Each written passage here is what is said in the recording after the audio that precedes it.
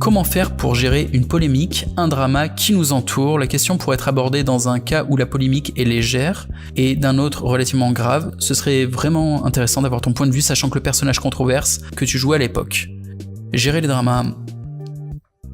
Un vrai sujet. La gestion des dramas doit être faite comme la gestion de guerre. C'est comme ça que n'importe quel professionnel de la communication publique aborde un drama. Donc là, on va plutôt parler du cas de figure, je pense que ta question portait là-dessus, où le drama, tu le subis, ok. Alors disons que moi, Jean-Marie Corda, je me fais attaquer. Première question, qui m'attaque? Ok. Quelle taille fait l'attaquant? Est-ce que c'est un attaquant qui a des ressources, qui est riche en notoriété, en argent, en audience, ou est-ce que c'est un attaquant qui pèse que dalle, qui a rien? Genre, est-ce que tu te fais attaquer par une sorte de pouilleux, les poches vides en slip, ou est-ce que tu te fais attaquer par un abruti, les poches pleines d'argent? Bon, tu comprends un peu la dynamique de guerre. Si t'es face à un assaillant qui a les poches pleines de fric, tu laisses venir, t'encourages presque, tu tends le piège, et bam, tu contre-attaques du mieux possible pour prendre un maximum de ressources. C'est ce que j'ai fait pendant des années. Je lâchais des hameçons un peu partout pour que les gens m'attaquent, et ensuite, j'utilisais le bruit autour de l'attaque et l'audience que ça générait à mon avantage. Je faisais un spectacle. Et lors d'un drama, le vainqueur du drama est toujours celui qui est le plus divertissant. Le vainqueur, c'est pas le gentil, hein. C'est comme à la guerre, tu vois. C'est qui gagne? C'est le gentil ou c'est le méchant? Tout le monde croit que le gentil gagne à chaque fois. Non, le gentil, c'est lui qui écrit l'histoire. Vous croyez que les gentils ont gagné dans le segment d'histoire qu'on est en train de vivre? J'en dirai pas plus. Moi, votre histoire, je m'en suis extrait, quoi. Je vis plus dedans, tu vois. C'est pour ça que je vis dans une tour d'ivoire. C'est parce que... ouais, non, j'ai ma vision, quoi. Mais bref... Pause. Si t'es créateur de contenu, abonne-toi à cette chaîne. Je poste constamment des vidéos sur la Creator Economy. Également, clique sur le lien en description pour accéder à mon cours Creator Game, une formation complète pour développer ta personal brand et générer des revenus en ligne. Tu pourras également booker un call gratuit avec mon assistant, Jules.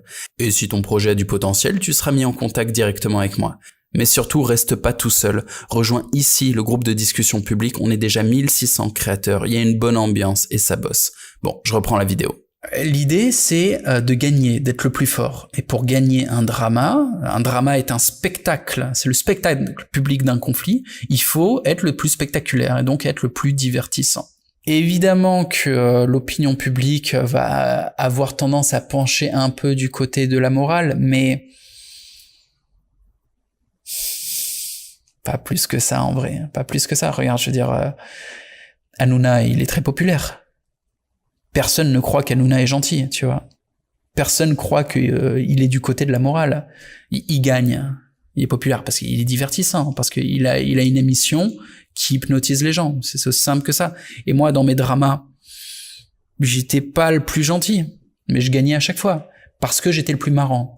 Et je gagnais en trichant. C'est-à-dire, je me permettais de faire des moves interdits, mais ça me permettait d'aller plus loin que mon adversaire, et moi je pouvais me permettre de faire ça. J'étais pas en France, donc je subissais aucune conséquence. Je faisais des moves où normalement tu niques ta réputation, tu peux plus te balader dans la rue, tu vois. J'étais en mode bah les couilles, zéro limite. Je peux dire ce que je veux. Du coup, je rendais le drama tellement sale que la personne qui m'attaque pouvait plus rien faire, plus rien dire. Parce que interagir avec moi devenait trop dangereux. C'est comme s'il y avait une cuve remplie de merde que je me jetais dedans en l'éclaboussant, en rigolant, genre couvert de merde, moi je suis très bien. Les mecs en face, pas du tout. Les mecs en face tiennent à leur réputation et donc ils pouvaient pas suivre. Donc ils étaient en mode chaos, tu vois. Ils déclaraient forfait plus ou moins. Pourquoi personne répondait à mes dramas? C'est ça, tu vois, j'allais beaucoup trop loin. Aujourd'hui, c'est plus le même game. Je vais plus jouer à me recouvrir de merde et en avoir rien à foutre de rien, mais je répondrai autrement. C'est comme des combats de boxe. C'est-à-dire, tu fais très attention quand tu attaques ou tu contre-attaques, tu fermes, tu vois. T'as l'épaule comme ça pour protéger. Et t'as l'autre main qui remonte. T'attaques pas comme ça. Un coup de poing, tu le fais pas ouvert. Épaule, fermée. Fermée sur la tête, à la tempe, et fermée sur le foie. Bam, tu vois. Et là, il y a peu d'ouverture. Bon, bah, c'est pareil dans le clash. C'est très tactique, c'est comme un jeu d'échecs. Donc, un mec qui m'attaque crée des ouvertures, parce que dans chacun de ses coups, il y a des ouvertures. La plupart des coups ne me font rien, parce que ils tapent à des endroits où je me sens pas vulnérable, donc je laisse taper. Si jamais je sens qu'il y a un endroit où il y a une vraie vulnérabilité, il y a une douleur chez moi, je vais protéger cet endroit-là d'une manière ou d'une autre, mais je vais le faire sans que ça se voit, tu vois. Et je vais pas arriver genre j'ai un œil qui va mal et le montrer comme ça et me mettre deux mains dessus. Non, comme à la boxe aussi. T'as une douleur au foie, poker face. T'es là genre tu fais genre tout va bien et dans ta tête t'es en mode ah putain il m'a niqué. Tu le montres pas. Tu dis rien. Donc là c'est pareil, s'il tape à un endroit qui fait mal, tu le montres pas. Tu regardes où il y a des ouvertures, t'attends, tu trouves son pire point faible et tu l'attaques avec toute ta force en une attaque. Faut pas faire des petits trucs, faut pas râler, faut pas annoncer que tu vas faire quelque chose et pas le faire. Non, t'attends. Tu lui fais croire en fait que tu te chies dessus, tu l'encourages à être encore plus violent. En fait, tu l'encourages à ouvrir sa garde encore plus. Et au moment fatidique, bam, t'arrives avec la méga réponse, tu le défonces et tu fais ta pub. Donc tu récupères son audience, tu fais quelque chose de spectaculaire, tu divertis tout le monde et tu repars avec le fric du mec, quoi. Donc ça, c'est une solution. Et sinon, si jamais l'adversaire est une merde, qui a rien à piquer, t'ignores, tu laisses pisser, quoi. Tu laisses pisser, tu réponds même pas. Bah tiens, j'ai une anecdote ce matin. J'ai rejoint un groupe de discussion, un groupe d'entrepreneurs, mais c'est un groupe gratuit avec des débutants. Il y a 600 personnes. Et dans le groupe, là, quand je suis arrivé, la plupart voyaient qui j'étais, ils m'ont salué respectueusement, et je suis arrivé normalement en disant bonjour tout le monde. Et la moitié des gens qui me connaissent dessus, donc je suis arrivé en mode salut c'est moi, vous voyez qui je suis, mais bon pour ceux qui savent pas, je montre quand même ce que je fais, bonsaï, etc. Et je fais de la pédagogie sur la créateur économie, donc un truc assez sobre.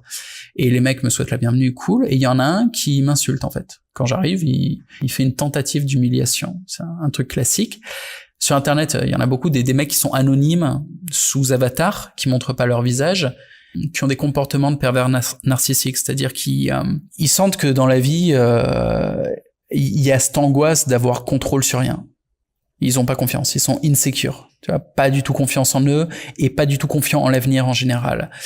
Et un des seuls moments où ils ont un peu une sensation de contrôle, et cette sensation de contrôle vient réduire la peur de la mort dont ils souffrent. Et c'est une vraie souffrance, tu vois, ils sont en torture constante, les mecs. Donc le seul moment, en fait, où ils sentent un peu moins la peur de la mort, c'est quand ils arrivent à trigger l'émotion chez quelqu'un. Donc des fois, ils vont faire des tentatives d'humiliation, parce que les gens réagissent beaucoup à ça, quand on trouve n'importe quel angle pour attaquer leur ego. Un homme, on attaque sa masculinité, on attaque son intégrité, on attaque sa famille, tout ce que tu peux, tu vois, pour humilier un homme.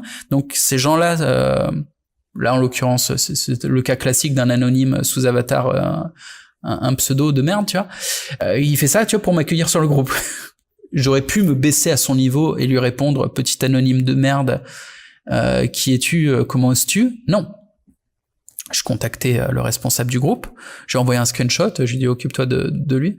Et puis voilà, c'est une évidence, le mec, il se fait dégager son truc, parce que j'ai pas à m'abaisser à ça. Donc en fait, quand t'as un cafard qui rentre chez toi, tu regardes ton assistant ou tu regardes la personne en charge de que ça soit propre et tu fais c'est quoi cette merde, il y a un cafard, déjà tu me le dégages et je veux plus jamais voir de cafard ici.